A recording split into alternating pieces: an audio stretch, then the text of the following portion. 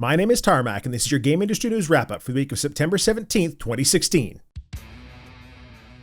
Street Fighter V is slated to get a patch in the next few days that adds a new fighter, daily quests, fighter profiles, premium costume colors, and a versus CPU mode. That's right, only 7 months after release, the biggest fighting game genre of all time has finally added CPU versus to its latest game.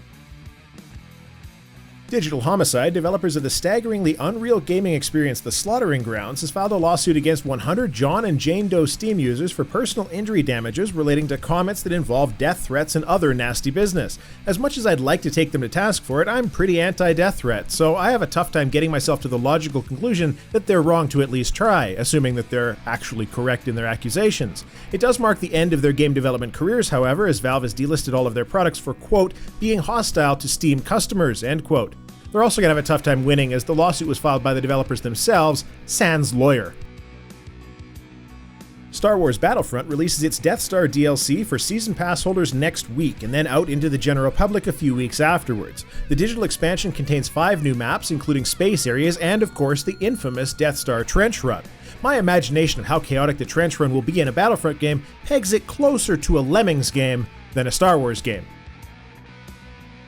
Blizzard has added a paid name change feature to Battlenet, which will allow users to change their battle tag. Every account gets one free name change already, but subsequent changes are now possible for the low price of $10. So now you can change your name from Elite Ultra Killer 420 to something more palatable, like Mega Deathlord 69 instead.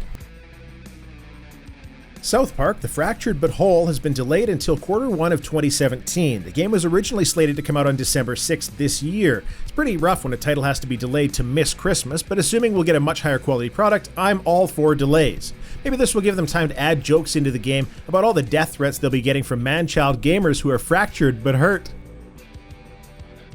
The chief marketing officer of Taco Bell announced that the fast food chain, which, quote, lives at the intersection of food and culture, end quote, will be giving away PlayStation VR headsets ahead of the October 13th release date. The giveaway may or may not also include a long extension cable to let your VR headset reach the bathroom. Hopefully they include some Sani wipes in the bundle. Steam has changed their review system on the site to delist reviews of games by default that were purchased from off-Steam locations redeemed by way of key activation. The change affects all off-site locations, including Kickstarter, Humble, retail stores, Green Man Gaming, press copy reviews, and more. I have nothing further to add to this story, having covered it on Feature Creep, so here's a bunny with a pancake on its head. YouTuber NepentheZ or NepentheZ or something along those lines, a channel focused on FIFA game content, has been officially charged in the UK with promoting a lottery and unlawful gambling, including inviting children to gamble. Well, more correctly, Craig Douglas and Dylan Rigby, the two folks involved, have been charged. I gotta give the UK credit. From a consumer protection standpoint, they run circles around most countries. The more of these nonsense channels we can dump, preferably with huge fines and maybe jail time, the better. Chris Metzen, the charismatic rock star of Blizzard Entertainment, is retiring. Love him or hate him, he has been a large part of some extremely successful game franchises. He directly announced that the retirement is to focus on family and is not going to a different studio, a comment I imagine to quell the rumors surrounding Bonfire Studios, a recent Blizzard alumni creation. Look tar ogar, Mr. Metzen. See you later. This has been your Game Industry News Wrap-Up for the week of September 17th, 2016. Follow me at GnomeCast on Twitter to keep up on gaming news and discussion. I'm Tarmack. Thanks for watching.